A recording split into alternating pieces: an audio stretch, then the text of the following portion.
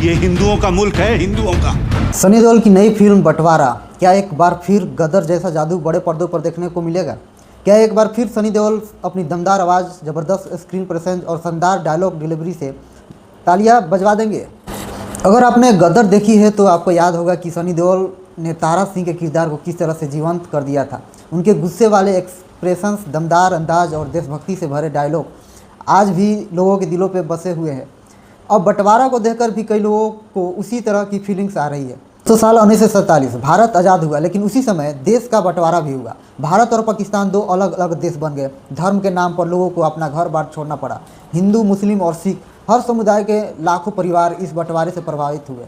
कई लोग ने अपने परिवार से बिछड़ गए, कई हमेशा के लिए अपने घर से दूर हो गए और कई लोगों की ज़िंदगी उस समय हालात इतने ख़राब हो गए थे कि लोग अपनी जान बचाने के लिए जहां मौका मिले वहीं से निकल पड़े। ट्रेनें लोगों से भरी रहती थी, सड़कों पर अफरा तफरी का माहौल था और हर किसी के मन में बस एक ही डर था, परिवार सुरक्षित रहेगा या नहीं। उस दौर का दर्द आज भी कई परिवारों की यादों में जिंदा है।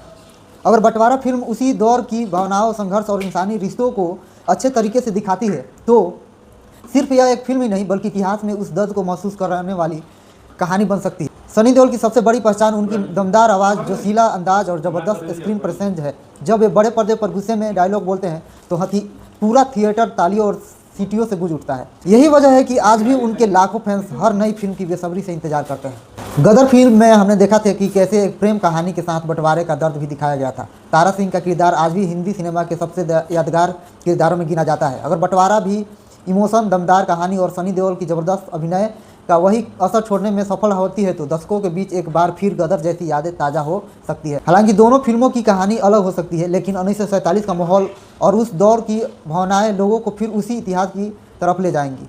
अब देखना दिलचस्प होगा कि बंटवारा दर्शकों की उम्मीदों पर उतनी खड़ी उतरती है क्या? सनी देओल एक बार फिर अपने दमदार अभिनय से लोगों का दिल जीत पाएंगे? इसका जवाब फिल्म रिलीज होने के बाद ही मिलेगा। आपकी क्या राय है? क्या आपको भी बंटवारा को देखकर गदर की याद आई? अपनी राय कमेंट में जरूर